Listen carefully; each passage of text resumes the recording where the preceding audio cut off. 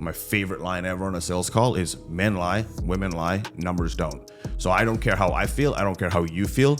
Go by the numbers, because that's how you're going to get to the goal that you want to get to. Dan Kennedy talks about, any big direct response marketer talks about it. It's like the one that can spend the most to acquire a client wins. If you have that mentality, you can scale. The business owner has to be brave. Very brave. Are you on TRT or something? Yes. Yeah. Now. How are you doing this? Earlier days when I was doing this, it was just there's a lot of caffeine and a lot of nicotine. That doesn't last long for most people that understand, because you're gonna shoot your body into the ground, and I did. I don't think anybody can do what you're doing. Like It's not sane. Your record in terms of ad spend per month. What is like the most you have spent for a client in like 1 month? 4 million. 4 million. And was that info space or Info? And did you do more in other industries, or is info most of the time? We've got a client right now in the supplement space that'll break that, I would say, within the next 60 days. Looking at the scale numbers, they're pacing for about 6 million a month, probably by the end of April. In ad spend. That's crazy. All right, I'm sitting here with the $2 billion advertising agency man. Thanks for being here. Thanks for having me, Rob. All right, perfect. I think you have one of the biggest agencies. I mean, you have the biggest agency for sure in the info space. Maybe also in other niches. Yeah, it's starting to be pretty heavy in the supplement and peptide space. Yeah, so let's get started with shitting on other agencies a little bit, because you have all the experience, and you take over from a lot of other agencies, and you see a lot of crazy stuff.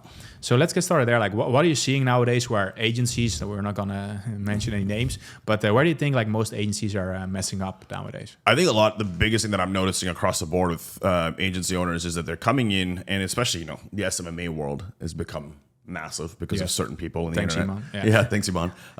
Which is, a good thing and a bad thing across the board. Is just a lot of fly-by-night guys versus actually making all these empty promises and then blowing up, spending a bunch of money on ads, getting clients, whatever the hell they're doing, is not understanding that the world that we live in from an economic cycle and a marketing cycle is very different today than it was even when I first got started, right? It's easy to go get the client, but it's a lot harder to keep that client based on the results that you promise them.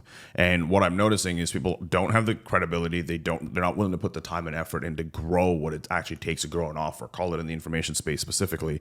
And then behind all of that is, when you don't do that, not only do you affect yourself as the agency owner, but you also affect any other person that can actually provide good value to someone else. And one of the frustrating things, and I'm talking about this now, is and I've been actually talking about it for a long time, but it's like everyone's talking about leads, everyone's talking about booked calls, qualified. I'm like, come from a perspective of, can you drive increased profit margins for the client that's going to hire you? Because if you can drive increased profit margins for that client that's going to hire you, you win every day of the week. Yeah, I mean, I think most people, they don't even know any of that stuff, right? They don't even ask like a prospect on a call, like, hey, how much are you spending per acquired client and service delivery? And then there's a lot of other stuff going on. So I'm actually curious about that. Like, what are you guys doing in terms of like mapping out the whole journey and the cost and all that stuff? How deep do you go in the data part of like, how do we drive more profit? Oh, we go very, very deep, right? One of the things that we have internally, it's what we coin the Growth Navigator process, is like our GrowRev methodology. So not only do we look at your ads, we look at your entire CRO process, your entire funnel, see what's going on. And then as well in the back end, we will QA your sales team, right? We will shop, like my internal team will shop your sales team to see, are they following up? Are they not following up? What's going on there? So pretty much from the time someone becomes a lead or sees an ad to the time someone purchases whatever that high ticket product is, if we're just talking info right now, specifically, we'll QA that entire process and see what's broken. And then we can know exactly. And then obviously behind all of that, we put all of the data into our audit tools that we have internally and know, why can't they scale? Number one issue that people come to me for is I can't scale my offer. Well, what is wrong with it, right? It just can't be advertising. Do you understand your numbers? Do you know what your cost per click is? Do you know what your EPCs are? Do you know what your, AOVs? Like every single detail, everything we do is so data driven that we don't take guesses. We make it based on numbers. And the reason why I say this all the time is my favorite line ever on a sales call is men lie, women lie, numbers don't. So I don't care how I feel. I don't care how you feel. Go by the numbers, because that's how you're going to get to the goal that you want to get to. Yeah, and how are you doing that internally? Like, you have like data guys, or we've got pretty much full data guys internally. We've got my brother who runs our entire strategy team now. He's the guy that just literally goes in and rips apart everything. He's just a not a savage or a savant when it comes to being able to look at numbers and look at offers and everything else on that part. We've built some internal tools that are just our own IP specifically. And then now what we're about to release, and we're testing this with some of our big spenders, is we built this tool where essentially if you've spent ads for, say, consistently 6 to 12 months before, and say, what are we, February of 2025. So anything from before here, 6 months before, I put it into the tool that we've built. And within 90% accuracy, I can tell you what your costs are going to be for the next 13 to 52 weeks ahead. Oh, that's dope. That's like some custom coded stuff. Custom coded stuff, yeah. Because we've got so much data, right? Yeah. Like in the info space, I know in my ads, I say we spent over $150 million, but we've spent well over that in advertising on the info space.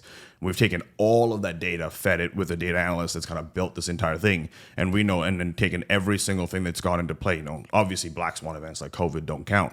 But every single thing, looking at, Q4 numbers, Q1 numbers, looking at, what's gone on in the economic cycles, everything for the last 6 years that we've been doing this consistently, and tested it over and over and over again, where we took a 2023 numbers and then we saw clients 2024 numbers and saw what the tool pushed out to be what 2024 was, and that's how we know we were within 90% accuracy. Got it. So you have like one main data analyst guy, or multiple? Multiple, just kind of depending on what we need. But the way we've done it now is we've all put it through AI. So we've kind of built it out and then let the AI build it, because at the end of the day, AI is going to be the way to go. Got it. And then you still have a few implementation guys who are like collecting, because I guess that's where I'm also interested in. Like at this point with so many clients, you have a lot of complexity, right? You have different CRM systems, HubSpot, Close, Go High Level, all that stuff. So how did you guys deal with that? So we've got two internal tech guys really that are very high level. One of the guys that's internally, their main column tech integrator that you want to call him. Yeah. He used to be actually the head at Infusionsoft. So he's done and worked with every big CRM that you can think of. So he kind of goes in and makes sure everything is QA'd all the way through. And obviously, not only are we looking at CRMs, but we're also looking at third-party tracking tools, right? Mm-hmm. Whether we're using Hyros or whether we're using Triple Whale on some of our direct-to-consumer brands, or Wicked reports. There's so many different ways of making sure everything is set up. So we don't turn on ads until everything is QA'd all the way through. Got it. Are you also rejecting clients if you see that they have crazy tools that you don't want to work with, or are you at this point that dialed in that you can just figure it out? No. If there's tools that we can't really work with, what we'll suggest if they really want to work with us is like, okay, if you want to use that, let's figure out a tool that we can use, and then figure out a way to merge both the data across, and just whether it's an API call or whatever.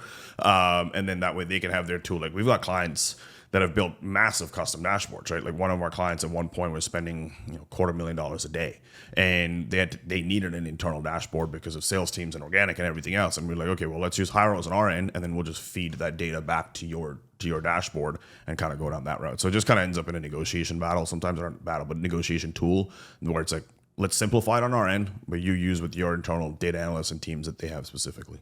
Got it. Before we go into how to spend $250K a day, that's what you said, right? Let's circle back a little bit, because it's also connected to how to spend $250K a day. A lot of people are lazy nowadays, or they don't put in the work.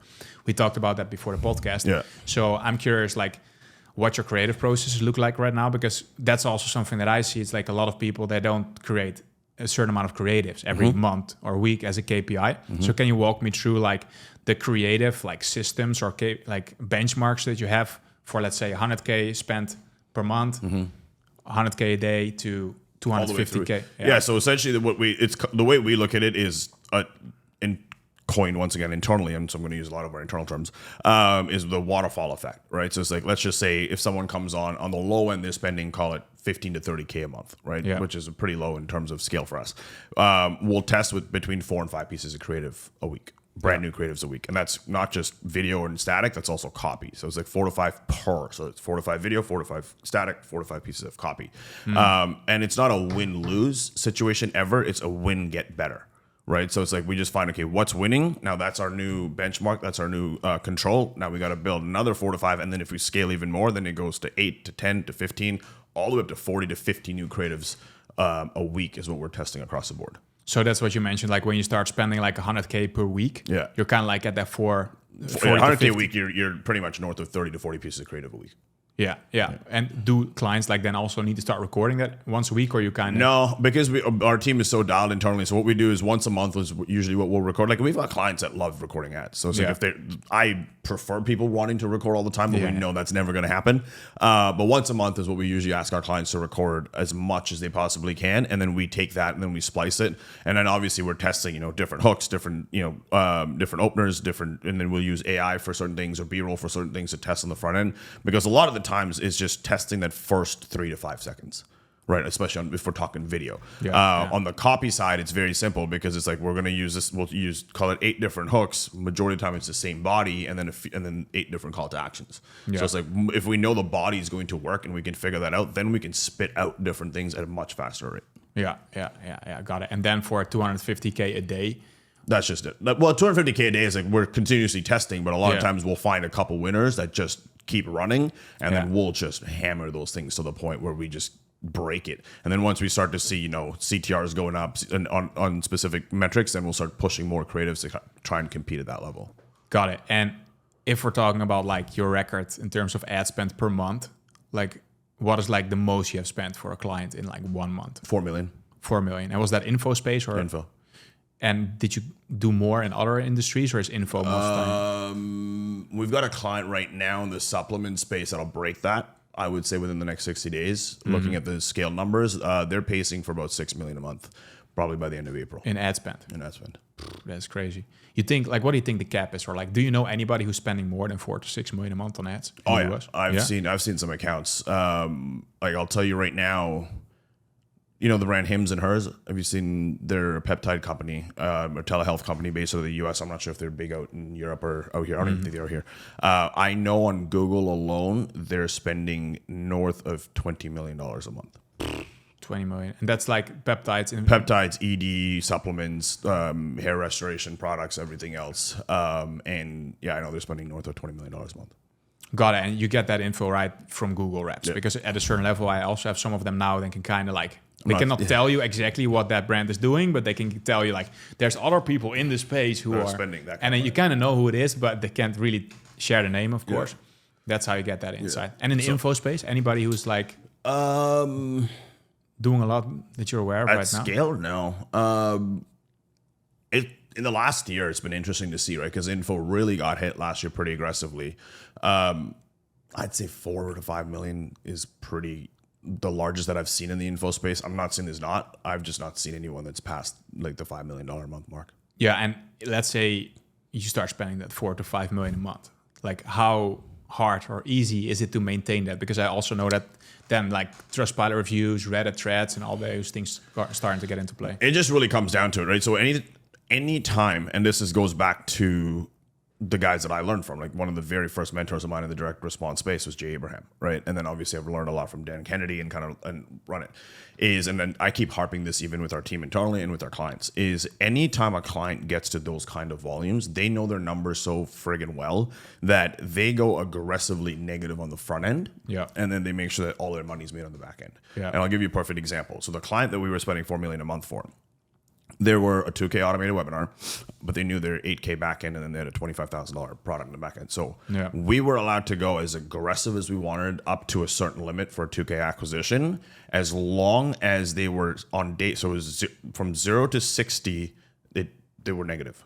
Day 61, they needed to be 100% positive on return on ad spend. Mm-hmm. So that's how you can essentially buy out the market. Yeah. Right. So it's like, Dan Kennedy talks about, any big direct response marketer talks about it. It's like the one that can spend the most to acquire a client wins. If you have that mentality, you could scale.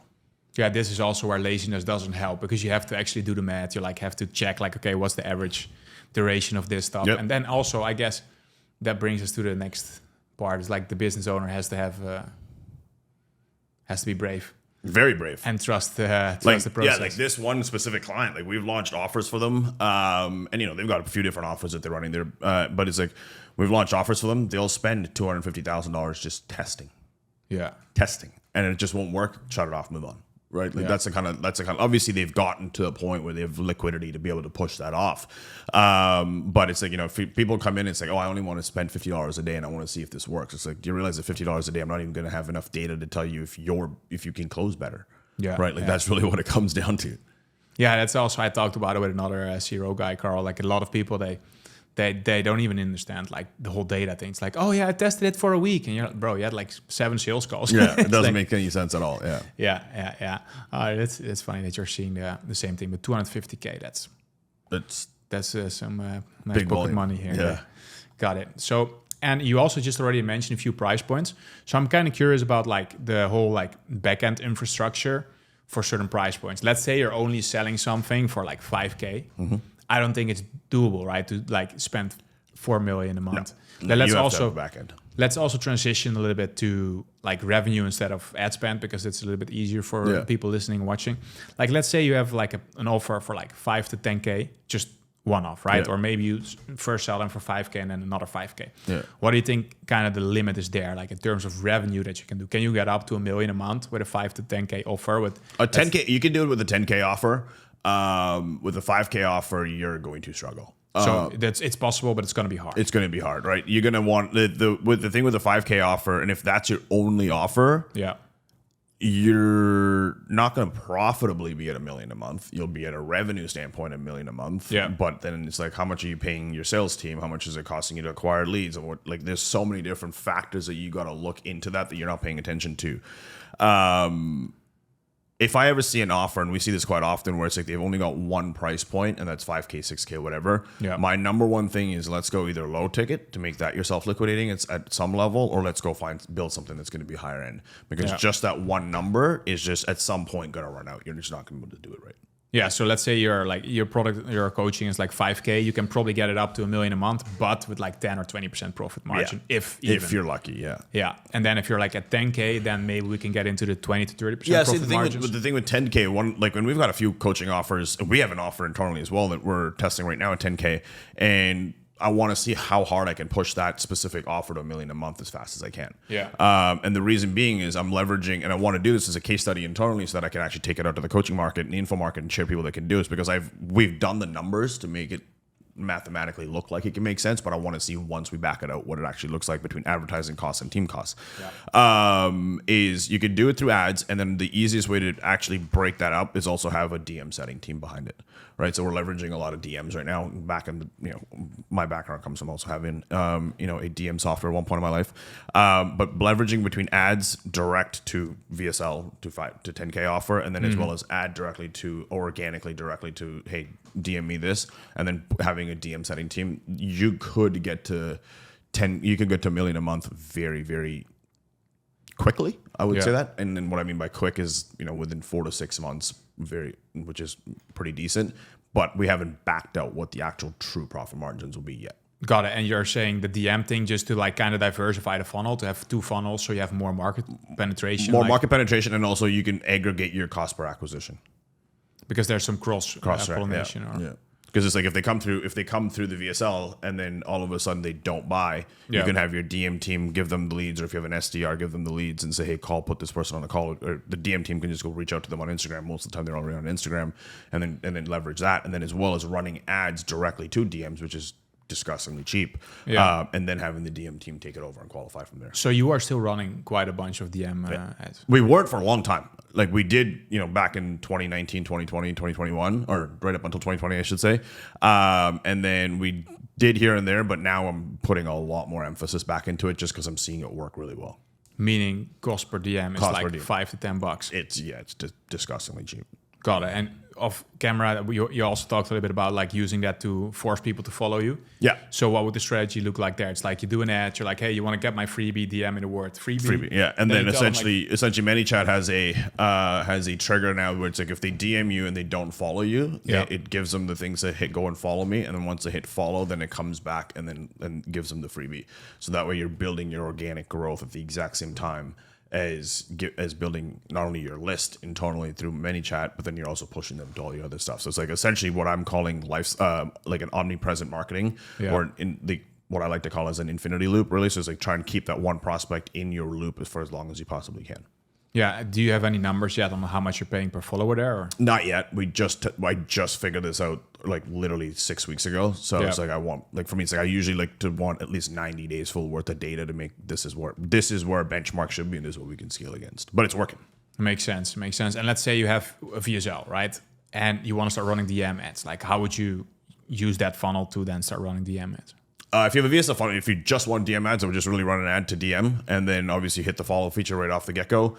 And then from there, you can automate pretty much the whole thing right up until you drop the VSL link in your DMs. And then, within, call it whatever the length of time the VSL is, I would have another trigger come out and say, and either figure out the trigger to say, you ready to move forward, whatever, and that's the trigger. So if it's a 30-minute VSL, I'll probably give them like a 15-minute buffer, 45 minutes, hit them with a DM, and if they don't respond, then I would hand it over to a manual sided DM team to take it over from there. Got it. Yeah. So maybe I was not communicating my question clearly. So let's say you're running like your VSL funnel, right? Check my free video, whether you want to use the word free video, whatever, but then you would just change that ad to like, hey, if you want to get the video, send me the word DM video, whatever the word is, and you just use the same funnel, the same exact just funnel. boom, DM, follow me, send the VSL, That's it. and do that. And of course, then you have a whole team behind that. it. Yeah. So now essentially, because if they're coming in through the DM, you're picking up the socials, you're getting the list on ManyChat because you're building a list internally as well. And then when they go to the one thing that I would make sure that you do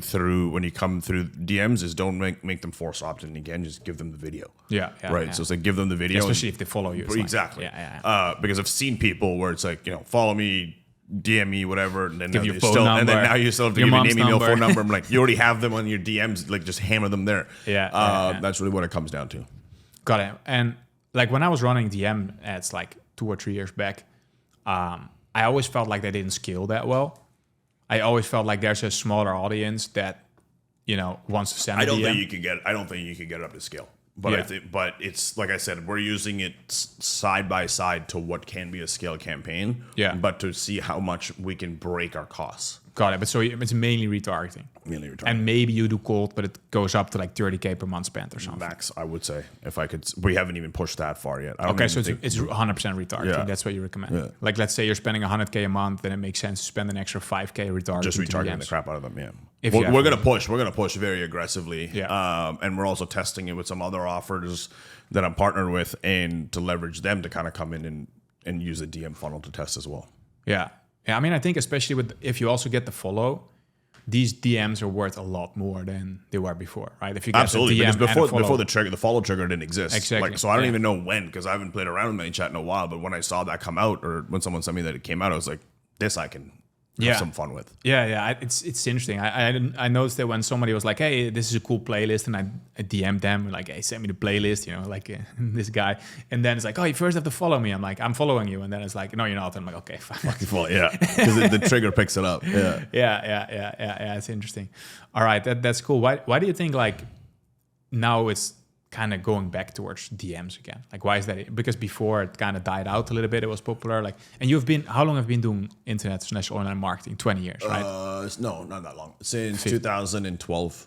So whatever that is, 13 years. Yeah, close to 15. Yeah. So you kind of see those trends, right? It's like you have live webinars, you have automated webinars, you have VSLs, sales, DMs. Like, what do you think it's, or maybe you don't know, but why is it shifting again? I think so. This is complete my thought and my opinion on it, right? So it's like it's not like this is what it's going to be. So it's like anybody watching this. I come from the world of 2012 to 2014. I just did affiliate marketing, just degenerate, almost black hat shit. And then when I started to go white hat, I was like, and I started to learn from people like I said, Jay and Tony and all these, and Dean and all these guys, was understanding true direct response marketing it's got to get to the point of people understanding there has to be some sort of front end free liquidating offer, like give them something for free, sell them something cheaper, and then send them through the funnel, right? Like that's just true direct response at scale. Obviously there's a lot of more nuances to it. Now, when the Facebook ads got really good and VSLs became such a massive thing, it obviously, the whole market shifted directly from ad to VSL to book or call to close, which people were like, ad costs made sense to do that because ad costs were so cheap, so you could scale that.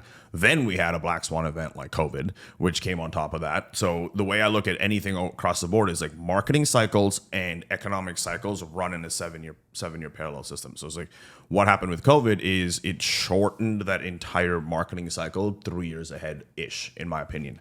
And when all the stimulus money came into play, info market went through the roof because people were sitting at home and they kind of bought everything else. And now we're seeing the backlash of that currently, and going back to answering your question, is the only way to make these offers work now is go back to what true direct response marketing really is and start doing things for free. Build a list, give them something for cheaper so they know, like, and trust you, so they're continually spending more time with you, and then go for the kill.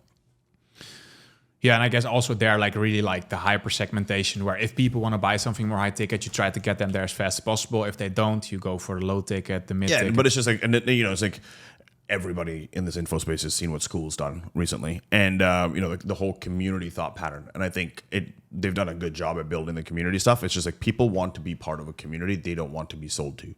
Right. So if you can build a community around everything that you're doing, and they get to know you, trust you, like you, they're going to want to spend money with you. Yeah. So it's like going back to that. And it doesn't have to be on a platform like school. It could be on whatever platform. I'm just leveraging it because there's so much noise in the industry based on what's going on right now. But it's like, take that thought pattern and psychological being around it and put it into your marketing, where it's like, hey, I'm going to give as much as I can up front, knowing that in 30, 60, 90 days, I'm going to, in fair exchange, get back everything that I want. Got it. So do you think there's kind of like a resurgence of, like, not Facebook groups now, but now it's going to be like more like school groups, Discord groups? You see that's happening? Massively. The Discord communities, Telegram communities are blowing up. Telegram is becoming a bigger and bigger thing now. Yeah. School, obviously. And there's so many different platforms, right? Like the Circle and Mighty Networks and all these other platforms that are coming out. Yeah, because the client and community guys kind of killed Facebook groups at some point. Yeah. I mean, pushed it aggressively. Props to them. Like, I'm not saying that's a bad thing. So, and that's one of the things that you see coming back, like communities, Discord, and just obviously lists. Properly email and marketing your list, like, and communicating with them on multiple different standpoints. Right? If they come in from somewhere, when someone comes into your world, they come into your world for a reason, whether it's through an ad, whether it's through a social post, whether it's through a story, whatever it is. They're coming into your world for some reason, specifically because they saw something in you that they wanted to know more of, and they liked you for whatever reason. Now just give them more of that at much more value, and they will give you a lot more of their money. Yeah. Now the only challenge there is that, also having a free community means you need to create even more content. Or at least that's how it appears to me from the outside. It does, but you can build teams internally for really cost effectively. But it's like the free community essentially is just your, call it, newsletter. Yeah. Right. Yeah, like it's just giving people some sort of content, whether it's entry level content on a consistent basis, and you could sit down and once a month or once a quarter just record everything for once a week and then just drop it. So it's like 12 weeks in a month, 12 pieces of content. Really not that hard to do once a quarter. Yeah, that was kind of my follow-up question. Do you see that all these companies that are really crushing it, or like that's also partly what your agency is doing, I guess is like kind of combining all these things, right? Because a newsletter could be a Discord post, and it could also be a video that you post in a Discord, where you have, like, let's say you have always the cold acquisition, the acquisition channel, and then you have the nurture channel, where they're kind of like combining these things so that instead of writing one email, that one email is like a Discord post, a social post, an email. Yeah, you can maybe just take one piece of content and then split it apart. But it's like, why? Like, my thing, and this is even with what we're doing internally with some of our clients, is like, just pick one platform. Okay. Right. Pick one platform of free.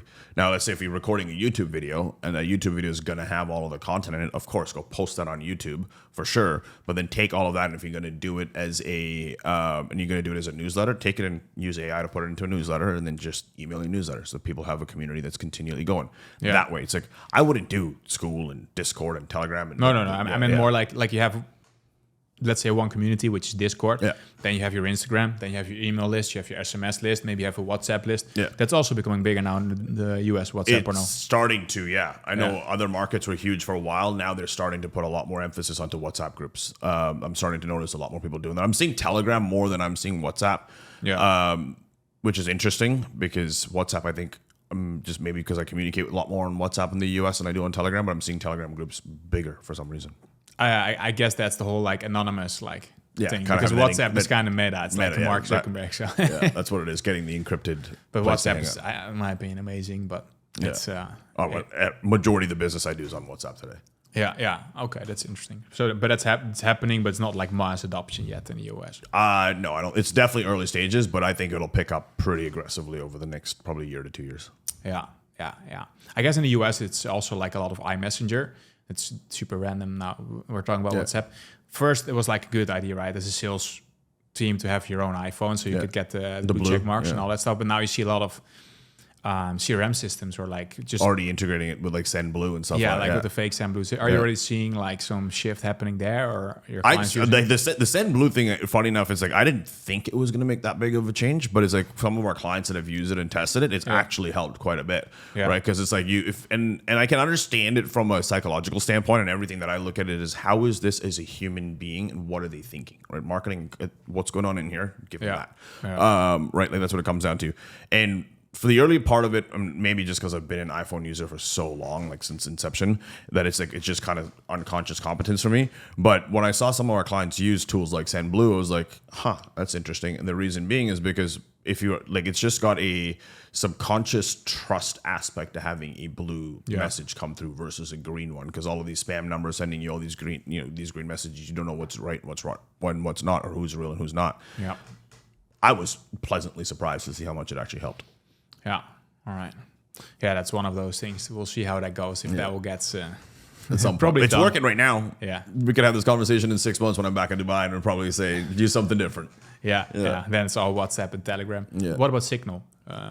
Not that big. Like even like I know Europe you guys use Signal quite a bit for certain places, but not that big. Like I only use Signal for some of my family that lives here sometimes. Like that's really about it. All right. Gotcha. So that's one part of software that's kind of happening and it's kind of new. Another thing, which is not new, but like there's a lot of new stuff happening, is payment providers. I think you also would love to talk a little bit about that. So we had a new player enter the market. Yeah. That was Whop. Yeah. They came by storm. Yeah. And we'll see what's going to happen now, because there are some interesting stories cooking up behind the scenes going around. So let's see how they're doing. But there's another one, and you are consulting them. Maybe you can share a little bit about Fanbase. Yeah, so I've been working with the guys at Fanbases now for about 3 months or so. Guys that run that company are absolutely phenomenal dudes, and they're built the company. And this was my very first conversation that I had with them, was like, they wanted me to kind of obviously come in, help them with some consulting, whatever, open up the networks, all that good stuff. And I said, I saw what your competitor did. And I saw the money that they were offering people. And I was like, mathematically and economically, it doesn't make sense. Like it just didn't, like morally just didn't make sense to take the kind of money that they were even offering me.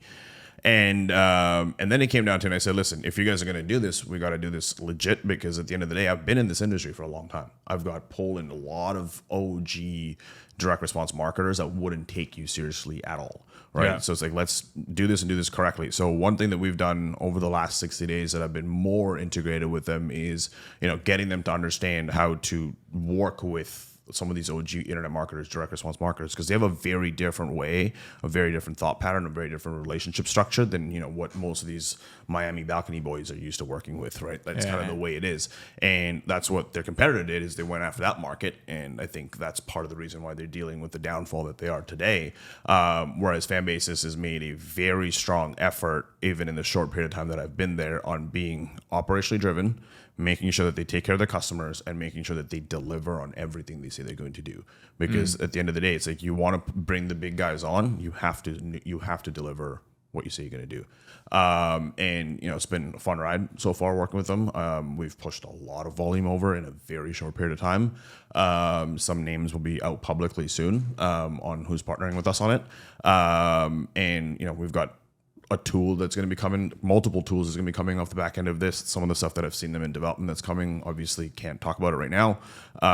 But it's not just heavily focused on payment processing. It's actually more, entire community-based platform is what the entire process is going to be. One thing about Fanbases that most people don't realize is, and what I really liked about it is, when I'd seen them before I met the owner, I'd actually was going to use their platform, because if you're familiar with the platform called Cameo, where you can go on, pay a celebrity to do a video shout out. Fanbases was actually one of their biggest competitors. So they have another platform that exists that's essentially a Cameo competitor, and they have a lot of good influencers on there. And if you know how to leverage that and then bring that into your communities later on while using the tool, there's a lot of crossover on how that can happen. Got it. Now, for the viewers and watchers, like listeners, they might not really know much about Fanbase. For me, it also only started popping up in the last 1 or 2 months. I saw their name being mentioned here and there. So maybe let's take a step back, and you can, for to be transparent, he's consulting them, so he has some. He's talking from that perspective. But can you explain a little bit, like, what you think if we compare Fanbase versus Whop and versus? I mean, everybody hates Stripe nowadays. Yeah. But how do you feel like what is their strength in the market right now? Like, of course, they're like operationally driven. And the strength in the market is they've got their finance team that's built around them. The people, the big influencers that are coming to back them. At the end of the day, the way I look at the platform, I don't know a lot about the whole payment processing space, and I can be completely upfront about that. Yes. I've dealt with Stripe, and I've had absolute nothing but nightmares with Stripe across the board. But the one thing that they did was they made it very easy to use, right? Mm-hmm. And especially if we're just, once again, talking about the information space, it's like, people have a very short attention span. It's like, how do we make a tool that's going to be as easy for someone to use, make it potentially just as good as Stripe without having to deal with all of the headaches of Stripe. So there's a drawback. Essentially, Stripe is the enemy.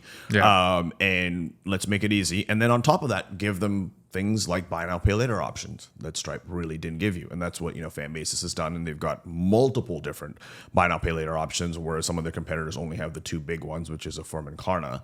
And then now we're integrating many different other platforms across the board. So ease of use, having a solid team behind them on the finance side that gets how to manage it. Obviously, there's also risk mitigation and chargeback mitigation and everything else. And then being able to scale on top of that. Yeah, because with Whop, they're pretty much based on Stripe. Yeah. Is Fanbase also? Yes and no. Can't talk about. All right. Yeah. We'll skip that. It sounds like at least they have a better solution because it's not only Stripe. Yeah. Let's turn yes and no. Turn it around like that. But exciting to see what you're gonna do there. So right now you guys are reaching out to a bunch of influencers and just gonna use the whole networking thing. Are you guys also gonna do some crazy ass launch later on? We've already done, like, we just threw a party. Funny enough, so Funnel Hacking Live just happened 10 days ago, I believe, in Vegas. I couldn't make it because it was my daughter's birthday. But what I said to them, I said, there's essentially hijacking the market, which is kind of what Whop did, or there's a way to do it, and you do it elegantly, right? And you come in, we run ads, we do what we do specifically, so we're going to run a ton of ads. Obviously, network, we're doing a ton of dinners, so people getting to know me. And I said to the guys, I said, we have to do this elegantly, not just blow money like it's going out of fashion, because we have an example of what not to do on one side. And then we're also we're in Dubai right now, and we're throwing a mixer in 2 days here and kind of bringing some people together. So it's also adding that network effect to the whole thing, not just from specific people that have deep connections. It's like, let's build a community. Going back to what we're talking about, let's build a community around it. It's a community platform, and start doing that more often. So there's gonna be multiple facets to it. Sponsoring, obviously, ads gonna work really well. Events being side projects and everything else. And then one of the things that we're doing that's gonna come, probably the first one's gonna be in May, is experiential events. So it's like, obviously in the info space, everyone wants to leverage, lifestyle as part of their entire thing. So we're going to put together we're negotiating one right now where we're going to do essentially a 24-hour marathon for a podcast with a very big podcast name. And then all of their big, call it, users on platform will get interviewed by this specific person. And then from there, so for 24 hours, we're going to stream it, the whole thing in person, etc. And then from there, the next 3 days, we're going to spend more than likely, can I say it? I'll say it. If we need to cut it out, we'll cut it after. We're going to take everyone there to Formula One in Miami. All right. Video editor. Might have to cut this out. Talk about it later. All right. So that would be pretty insane. Yeah. That will get you a bunch of Instagram stories. That's what I'm gonna definitely vlog that one for sure. Yeah. Everybody's gonna vlog that, I think. So that's gonna be good. Are there any other tools or things that you're involved with right now that you're hyped about, that you're looking forward to in 2025? One that I'm interested in full transparency, we haven't signed a deal in any means, and I'm getting a lot of these because of obviously the experience, and I'm my big thing is there's a new tool coming out every day. Yeah. Right, in what we do. And it's like, I want to find a tool that I know I can back fully, and my company can be a heavy user internally on the tool. Fanbase is being one. We tested it. We love it. It's been phenomenal. I'm going to back it, talking about it. Obviously, go high level. We're pretty decent affiliate platform for them. And then one that I'm really interested in right now, it's early stage. They're doing pretty well, but they're really, really good because we do a lot of cold email internally at our company. Is a company called databar.ai. Okay. If you're familiar with Clay, I've heard about it. Yeah. So it is like Clay, but 10 times easier to use. Maybe for the viewers, give a little bit more. Essentially, it is a tool for if you're going to do any sort of cold outreach, any sort of cold email. It literally can make your life 10 times easier because it can get you literally detailed based audiences from all the data that they're pulling. Yeah. And then from there, literally break it down so that you can sequentially hit people, custom with AI, obviously writing, etc. And in multiple facets, because you can use it for cold email, you can use it for LinkedIn. Obviously, there's some other stuff that I want to bring and I want to see into the platform at some point. They have a part where for if you're understanding B2B audiences and you're targeting B2B audiences like I am, you can aggregate specific data sets directly from in there for lookalike audiences and put that onto your platform. Use it as you would, like for your business. Yeah. We know how Facebook likes that and doesn't like that. Yeah. At the end of the day, so it's like there's multiple facets. It's right now built for B2B companies like agencies specifically, or any major B2B company. I'm using it a lot and I'm loving it so far for what's working. And it's also like warming up domains, switching domains, checking your deliverability, or is that it's just that's pure data? Pure data Okay. across the board. And then obviously you can connect your tools like Smart Lead or Instantly or whatever other tool that you're using behind the scenes for your cold email. But it's essentially just making it as simple as possible so you're not having to go scrape and then write the emails and figure out who the person is and what income levels, because it gives you everything across the board. That sounds pretty handy. Yeah. What's it called again? It's called Databar. Databar. Okay. And you also just mentioned off camera something about an AI book writing tool. I don't know if you were consulting or just I'm like invested the tool. in that company. You're invested. I'm invested in that company. It's a company called movabletype.ai. Essentially, the person that built this tool is a good friend of mine. OG copywriter, built when AI was kind of starting to build. He was actually, I believe he was the CMO at Jasper.ai at one point, if I'm not mistaken. And if you've been in this world, you know who Jasper was. And he launched this tool for pretty much automated writing books through AI. And early days was pretty fun, like kind of was cool. And then it started to really take some traction behind the scenes as to what was going on. Now this thing can write like full 200, 300 page books for you completely in your voice. There's a book that I'm going to be launching within the next 90 days. 100% of that book was written through that. And when you read it, it literally sounds like it's my voice. This is quite interesting. So let's zoom in a little bit there. Like, I guess there's multiple stages. First, you kind of start with like giving them some feedback. You're uploading YouTube videos. Maybe you give them an outline, or what's like. Yeah, you can feed it as much data as you have, right? So it's like I'm not sure. I'm not 100% sure if it takes video yet, but essentially we just transcribe it and put it in there. So pretty much fed it as much of my voice, right? Taking reels, taking YouTube videos, taking podcasts, and just fed it as much of my voice. So it can kind of understand that. Then fed it all of the information of my company and what we've done. Fed it case studies of what we've done. Given it examples of what I would do in certain niches because I'm talking about certain things and because I'm coining a specific term in the marketing world that's going to come out on how we built that entire thing, and then it literally within, call it 10 to 15 minutes, it spit out the first version of the book. Got it. But it does the outline itself. Like it comes up with the structure. Yeah. Can you still like fine tune that a little bit? You have full editing capabilities inside of it. Yeah. That's the only thing I would be a little bit worried about, the structure, especially if you're, just like you're explaining complicated concepts. So if you mix up the sequencing, then you go in and kind of fix it, but it's so damn smart that AI can kind of see. And as long as you're giving it, all the way through point by point by point, or you can even give it a structure. Let's say you go on a Google Doc and you feed it, hey, I want this as a structure, I want my book in.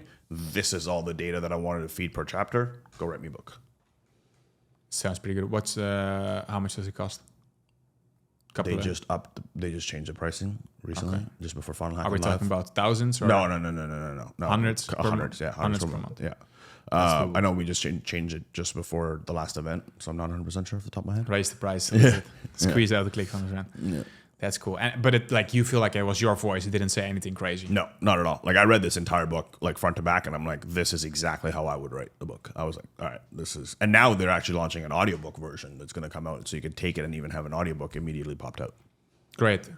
So then oh man, it's going to be good. How many? You probably don't want to disclose all of that stuff, so let's stop talking about the tools, anyways. So the other thing that's quite interesting is it seems like you are traveling a lot. Yeah. How many times did you? Or how many trips did you do last year? Last year, actually, I didn't do as much. Last year was more because we essentially took a step back inside the company to clean up our operations, rebuild the operations. And I just had a son, so want to spend some time with the family. This year, it's middle of February, and I've already been to Miami twice. I've already been to Vegas, and I'm in Dubai, and I get home from Dubai and go to Miami, and then apparently I'm supposed to go to Japan at the end of March. So that's literally Japan for fun or what? For a business, for a networking mastermind. I got invited to like a very high level mastermind in Japan.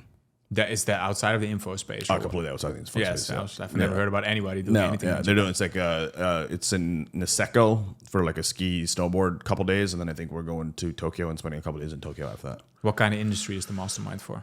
It's essentially it's businesses that are doing north of, I believe, 50 million a year that got invited, and I got invited because of Fanbases and what we're doing there. And most of the companies are 9-figure-a-year companies.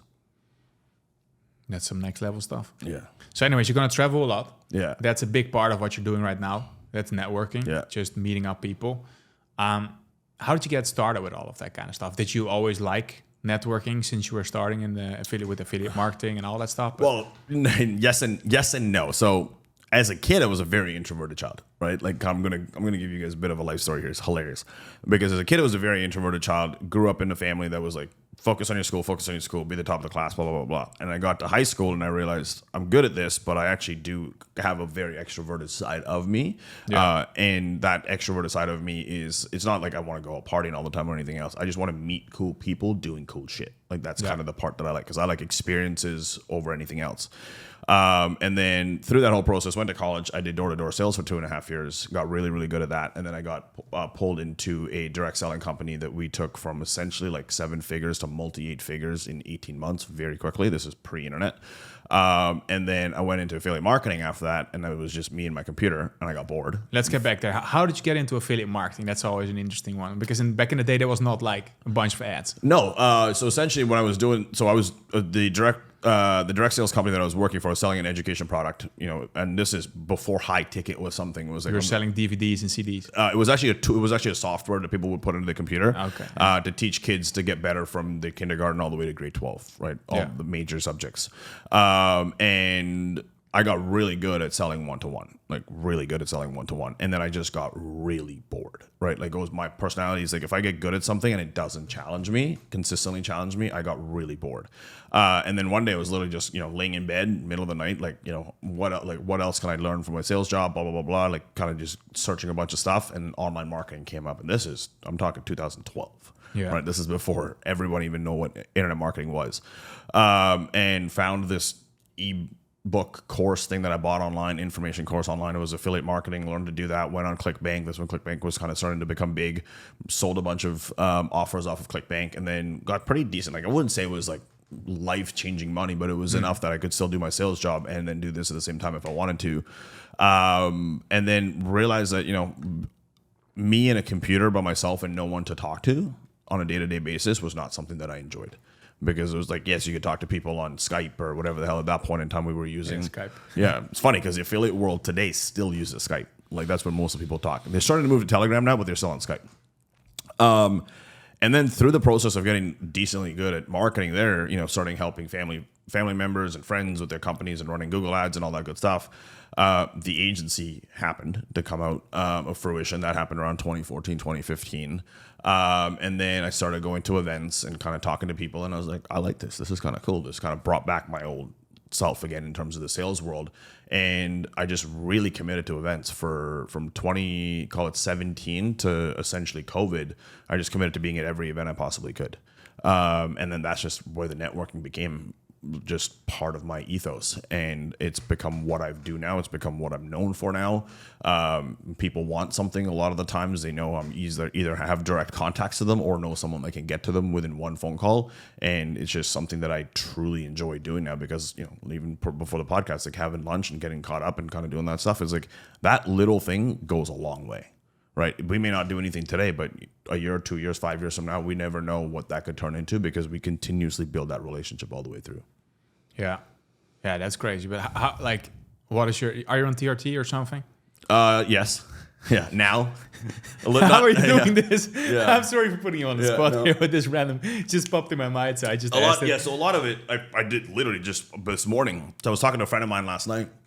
I had dinner with him, and he's like, bro, I don't understand how you travel so much. I don't understand how, like, and think about it. It's like, I got kids at home, right? So when I go home, I got to deal with kids as well. Yeah. And it's like, I come across the world. I'm coming for like essentially 5.5 days. Like, I'm in Dubai for 5.5 days. I'm on a complete opposite time zone, and I got to go back to a complete opposite time zone.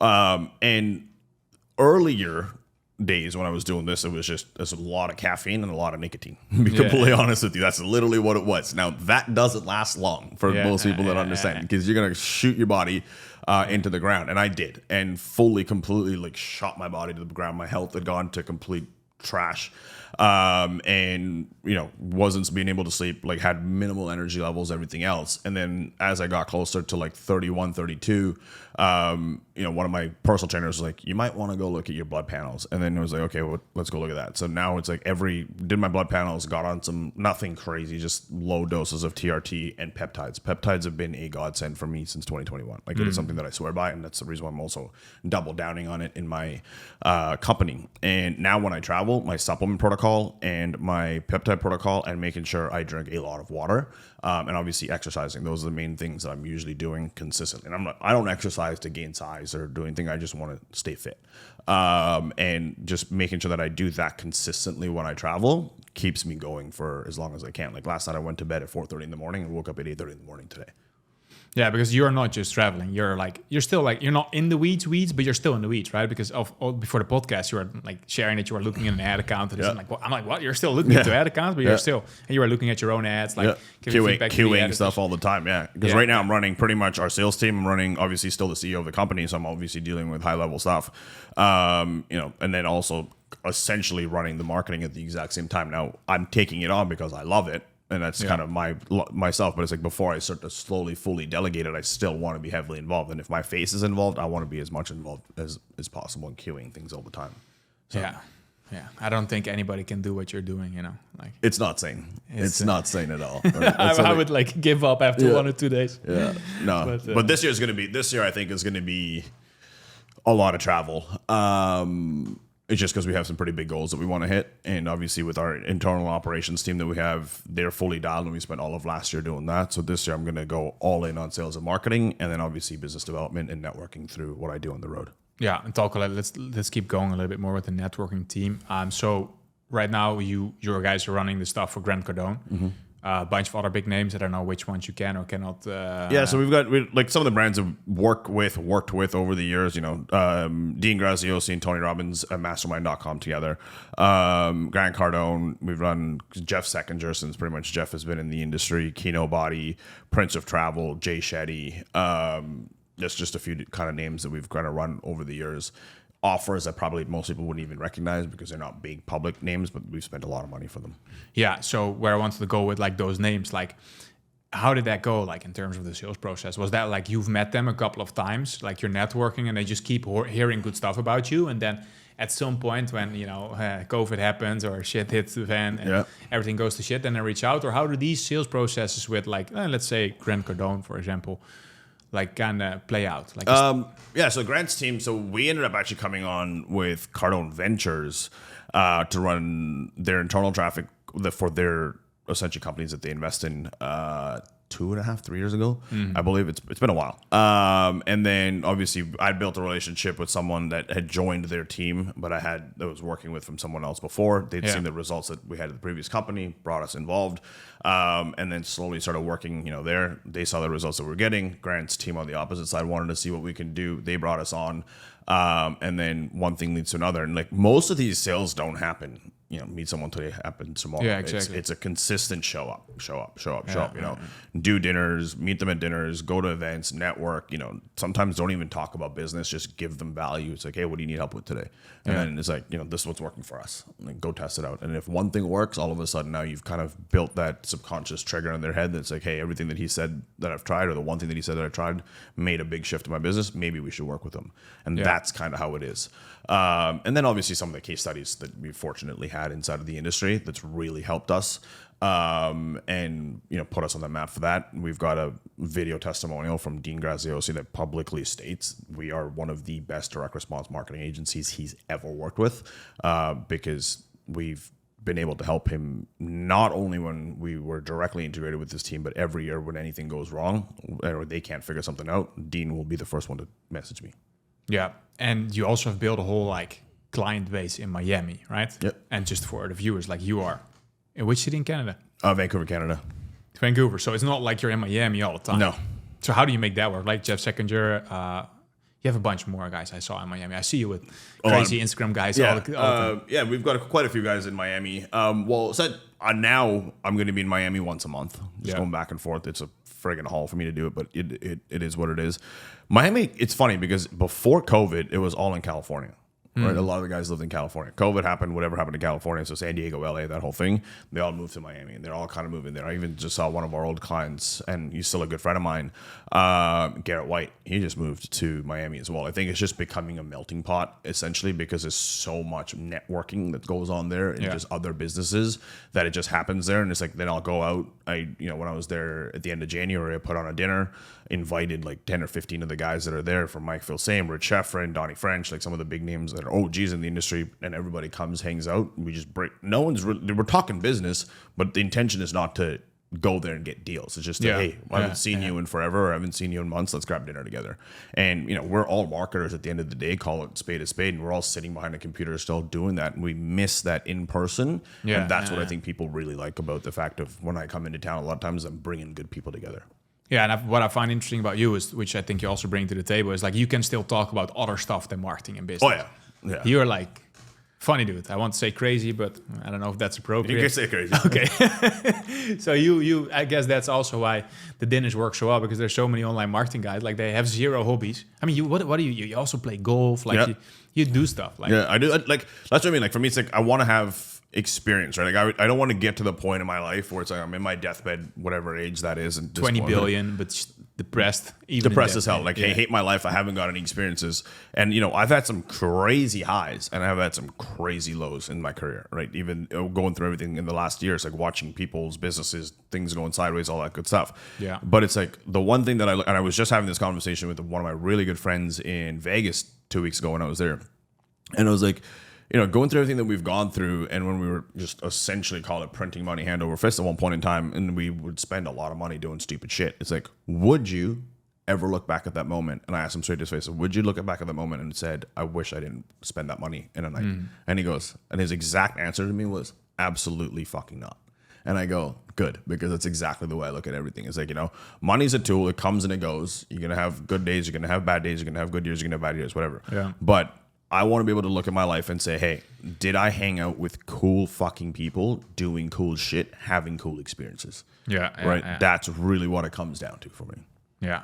Got it. Yeah, I mean, that's what most people don't do, right? Yeah. They go to the club, but then they're on their phone filming their puppy steak. Steak. Exactly. And it's just that's not even. And it's funny because half the point people are and we were talking about this before. It's me traveling with videographer again, and I've kind of stopped that over the last little bit just because I wanted some mental sanity around it.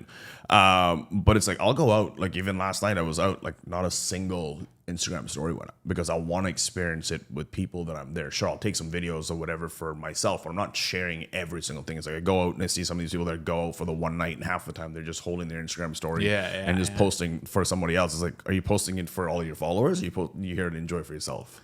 Yeah, in Europe, I don't know if it's in Germany. It's kind of like this meme / Instagram reel. I don't know if it's in Canada and US. First, you see like festivals in 2000, and then you see everybody like going crazy techno modus. Then after, you see everybody filming with their phone, and you see the lights. You guys see that as well? We're definitely starting to see that, and I noticed that. So the last 2 years, I've gone to Tomorrowland in Belgium, and it's like watching people like just literally just be dancing and holding their phone the whole time up, and I'm just like, what's the fucking point, man? Enjoy what you're paying for. Like, enjoy why you're here.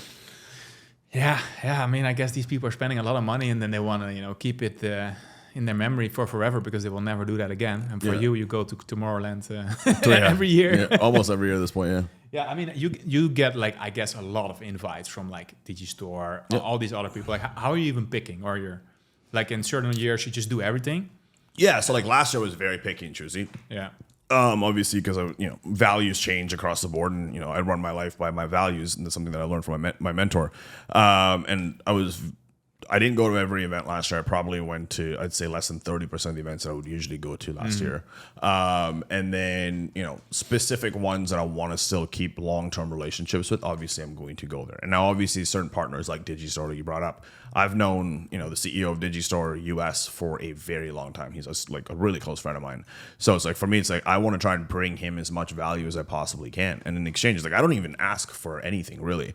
It's like, I'll send them, supplement clients or affiliate offers all the time. It's like, go put this in the platform, and we'll run offers for their clients on the platform, everything else. And in exchange, they invite me to come hang out and do things like Tomorrowland, right? And obviously in those environments, I get to hang out with cool people that I may not get to meet in the US a lot of times, being that it's in Europe. Yeah. So going there and actually learning from people that are out there, what the hell they're doing, what's going on there. So that's kind of my choice. This year, I'm going to travel a lot more than last year, but I'm going to be doing very unique things that most people aren't doing in our industry, which people will start to see. All right. A little teaser there. Yeah. Going to Japan. Yeah. That's already quite unique. How many internet bros have done that? Yeah, not many. In Europe, it's becoming a little bit more popular to go to Japan, but I think in the US and Canada, it's not as much. Not as much, no. And it's like, to even get into some of these rooms, it's like you really have to have a good network. Oh, no, I just was talking like generally speaking about Japan. It's starting to become more and more. It's, I guess, because the culture, Japanese culture, sushi culture, that whole thing is becoming so big. So now people are starting to go down that route. Yeah. Living in Vancouver, we have the second best sushi in the world outside of Japan, and I will put anyone to battle on that, literally. For me, it's like, I've always wanted to go to Japan. Me and my brother have talked about it since we were kids to go to Japan. It's like been one of my top countries. And then for me, it was like, I'm either going with my brother or I'm going to go and have an experience. And this time I'm going to have an experience and also see if my brother can join. Got it. For how long are you going? A week. A week. Oh, it's too short. Yeah.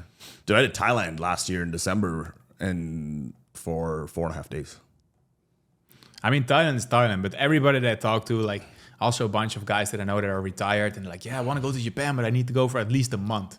No. Like, but the thing is, you can't do that. I can't do that. One, I'm not, and then two, I'm not doing it as a vacation, right? Yeah. Like, I'm mainly going for it. Is yes, I'll get to go and snowboard and ski and do all that stuff with a bunch of fun people, but I'm going there for a reason, which is for business, right? Like, even when I went to Bangkok last year for 4.5 days, like, who the hell flies? I'm here in Dubai, flew 24 hours here to come to Dubai for 5.5 days. Yeah, right. Yeah. Like, and then I want to try and squeeze as much as I can in that time so that I can get back to doing what I do on a daily basis. Yeah, that makes sense.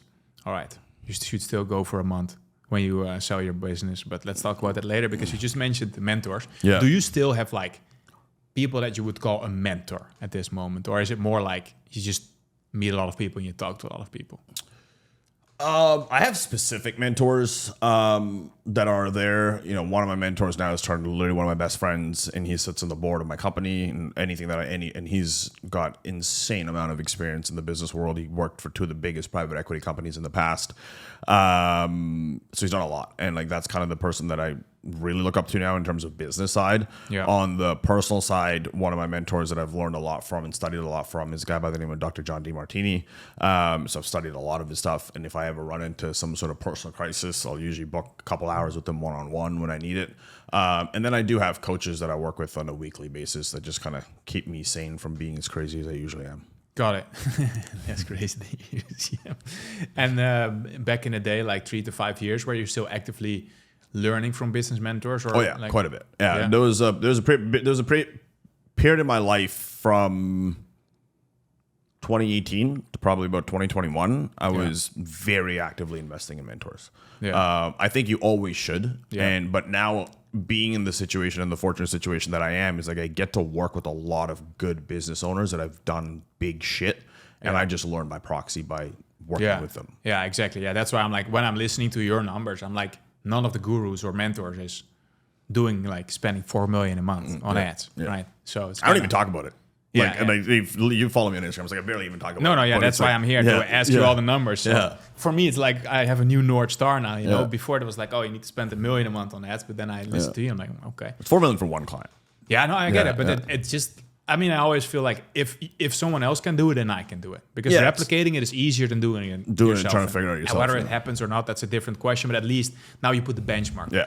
It's not like Well, for me, it's like when I saw, when I found out what the peptide guys are spending at 21 million a month on Google. Exactly. I'm like, that is my new North Star. Yeah, I mean, it's just like there's levels to this shit every time we go, and it's just like, let's figure this out. For me, it's 4 million, 21. I'm like, I don't even know how to get there, but the 4 million is at least doable. So that's funny.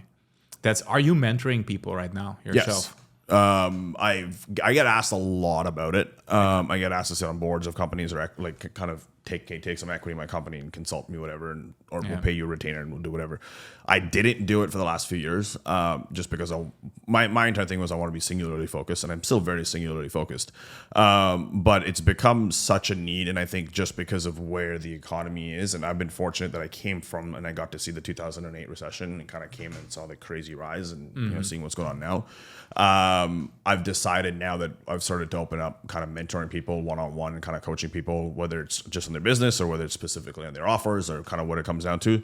I'm very selective on who I work with, because it's like at the end of the day, I work very fast. So it's like if I tell you something and I want you to go work on it, it's like I don't want a month. I want to see action pretty much within a week. Right, like that's kind of something that it comes down to. Like some of the people that consult us on our company, they're like mind blown. Like one of the things that one of our consultants did for us, and literally within 24 hours, what he told us to do, I'd already had it fully implemented with my team. Right, that's the kind of pace. Because at the end of the day, we work in a world where it's like things are moving so fast that if you aren't willing to work fast, I don't want to work with you. Yeah, I mean, you're just not gonna make it, or you're not gonna reach your potential. Yeah.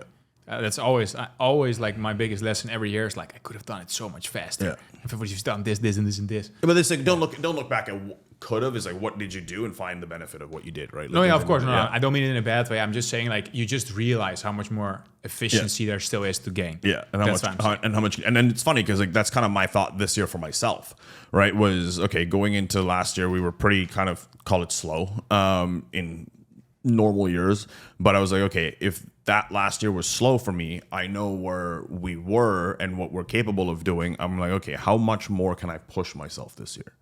Right? Like in the sense of like, how hard can we go?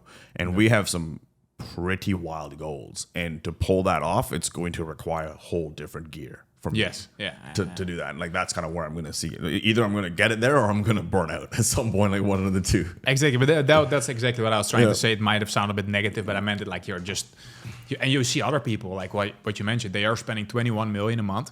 Like how many creatives are they producing, right? Crazy. It's like, this is a different level of speed and volume. And you're like, oh damn, like there's another level. So you can still, and then the biggest thing is most of the time what you just mentioned, you can do it faster. Yeah. You can do more in the same time. Yeah. Anyways, you just mentioned that you have some big goals. I don't know what you exactly are okay with sharing, but one of your goals is to exit your agency at some point, right? Yep. Can you share a little bit more about your plan in general? In general, yeah. I've had a few offers over the last 4 years to sell the company. I could have taken them, had a good payday, had a good life, all that good stuff. But I wanted to do it in a way where it's like, am I going to build, and this is where one of my mentors that I was talking about, his name is Nick Bradley, who's literally one of my best friends now, and he used to work for Blackstone and Providence Private Equity. And I was just like, okay, I built a company, which is a pretty fucking cool company, and completely, I call it by accident, and I love the fact that it's built by accident, but it's like, I don't know what I don't know. Right, like that's kind of something that I want to learn. And part of the things was when we made a decision last year was, we sat down and every year we do a beginning of the year board meeting and then we do a quarterly catch up with our board. And the beginning of the year board meeting was let's take a step back or 2 steps back to go 5 to 10 steps forward. And that was a decision for us to slow down, rebuild, and go from there. And now we've built everything internally as an organization that if someone came and made an offer tomorrow to buy us, we would probably get paid more money than what I even got back in the day for the offers because of how private equity looks at companies. Yeah. And that was the part of the reason as to one, I didn't want to take the exit back in the day was because of that. And two was like, is what I built duplicatable? I don't know. I want to be able to build something that I can duplicate it into other processes, which now I've learned so much, implemented so much, and done for so many people, which is why, going back to your question, I'm confident today that if I go coach someone, I know I can get them a result. Yeah. So what you're doing right now is just building your company in such a way that's even easier to sell. Yeah. It may not sell at this point in time, to be completely honest with you. I could, because now the goal for me, but essentially by the end of this year, is to step down as CEO of the company. Yeah. And to have it just automated, just run, and I do what my crazy self does, and just business development, network, do that whole thing. Then that way I'm a lot less away from the day to day. Yeah. And if it turns into a company, because there's companies out there that just last the test of time and just kind of innovate and keep going. If the company sells in the next 2 to 3 years, great. If it doesn't sell and it just turns into just a company in my portfolio, which is what I'm looking at building now versus building to sell, which is still the goal. But we're not attached to the goal of selling anymore. Got it. But you're still putting all the process and systems in place to be able to sell. To be able to sell, correct. Do you have someone right now that's advising you on how to structure everything so you would be able to sell? Yeah, that's Nick, what Nick's doing. Nick. That's Nick's entire job. Nick's entire job. He comes from M&A. He used to be the CMO of Getty Images. He did all of the bunch of M&A for Providence private equity, and then also worked in exit. He's at $3 billion exits, and he's done over 120 mergers and acquisitions in his day. Got it. So the next step would be to find the CEO at some point. That can We already have that. So yes, you're my current COO that is in my company right now. The entire transition plan was to come in, fix operations, because his background comes from being operations at Horizon Media, at Zimmerman, and a bunch of other big multinational agencies in the U.S. So he came in, brought his operations experience, operationally. So we built a whole team now with all of his experience. Once that's fully running and humming, he's going to step into CEO, and I'm going to step down. Got it. What's also interesting, what you keep mentioning, is like you also connect with people outside of the info space or the e-commerce space or the supplement space. How are you connecting with all these more like traditional businesses? Yeah.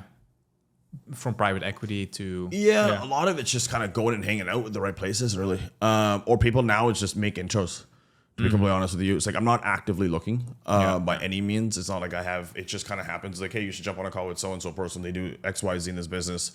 Like I jumped on with a guy 3-4 weeks ago on a call, and he's literally buying 3 to 5 HVAC companies a week right now.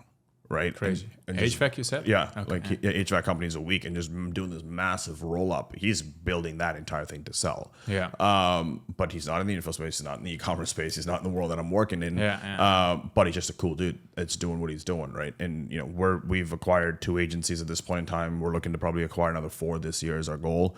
So it's like, I think that's where the conversation, where the person that connected us is like, hey, he's doing acquisitions. You're getting more into acquisitions. You guys should connect. And that's kind of how the call it networking is happening. Got it. So you want to buy 4 more this year? How many did you buy in the last 3-4 years? Well, 2 we bought, 1, and then 2 we acqui-hired. So essentially, we just rolled in their team and then gave them a job. Got it. Interesting. Yeah.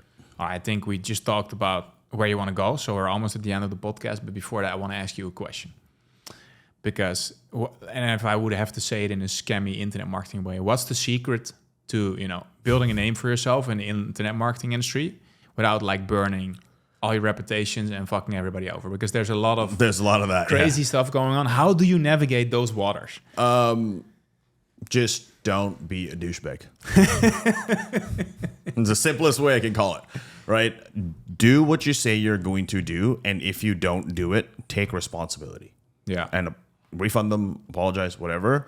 Because at the end of the day, and when we're having lunch, it's like, we talk, both of us have the same thing. It's like, not every single one of my clients hit, right? It's like, that's impossible. It's an infatuation by any means for anyone to have. Yeah. But the relationship you keep with that client long term will pay you more dividends than anything else, because even if you didn't end up things just didn't work out. Sometimes their team doesn't listen to you, or ad account goes down, like whatever unforeseen circumstance, or the offer just doesn't work. Just keep the relationship, because at the end of the day, business comes, business goes, relationships last forever. Yeah. And part of the reason why I have such strong relationships in this industry is because I will do things for most people to help them out before I even ever expect a dollar in exchange. Got it. And also, you're not over-promising then. Yeah. You mentioned. Yeah. So you're kind of like more like... I'm very black and white on calls, right? And like whether it's me consulting a company, whether it's someone wanting to become a client of ours at GrowRev, this is what you should expect. Yeah. But if you have any sort of expectations outside of that, we're probably not a good fit. Right. And I put it because, best case scenario, worst case scenario, where we should probably end up. Yeah. Right. And then kind of in that world. And as long as you're okay with it, go for it. And, my goal, I'm very straight up with clients. It's like, because when people come to agencies specifically, they want to come to agencies and essentially say, here you go, it's your responsibility to figure it out. Yeah. But they don't realize that they're hiring you for an expertise in one division of their entire company, right? So they are equally just as responsible to meet you in the middle for whatever the hell they're hiring you for, but let you do what they're paying you to do. That's where I think a lot of the issue that happens in the info space is like people want to come in, hire an agency, but then still tell them what to do. Why the fuck did you hire me in the first place? So, but that's where a lot of info brands burn themselves, where it's like, I'm so black and white that it's like, I may say things that may upset you, but I'm doing it because I care about you and your business. And if you can't respect that boundary, then we should probably not work together. Got it. And you also mentioned that you're also explaining the downsides. Correct. You're like, is that something you always did? Or because I see that's more of a trend where people, before it was always like, everybody can make 10K a month, right? And now it's shifting a little bit more to like, hey, these and these and these people can make, let's say 10K a month. But if you're like this and this and this, it might not work for you. And it's the same then in agency sales. I always did it. I was always like, so we need to spend this much. So worst case scenario, if it doesn't work, this is what you lose, but this is what you can gain. Is that always something you've been doing? I've always been that way. Yeah. I've always been that way. There's certain situations, and I'm guilty for it as well.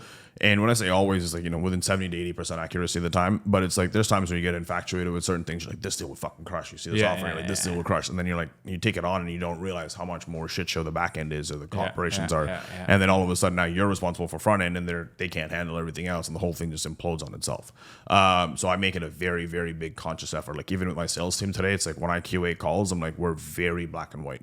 What's the result you want? Are you willing to do X, Y, and Z to get that result? Because if you aren't willing to do that, we can't help you. Yeah. If you are willing to do that, we can help you. Yeah, if you don't want to record videos, you're not going to make $1 million. You're not going to make $1 million a month, no. All right. I think that's a great quote to end with. Yeah. Thanks for being here, man. Thanks for having me. Cool. Sweet. Peace.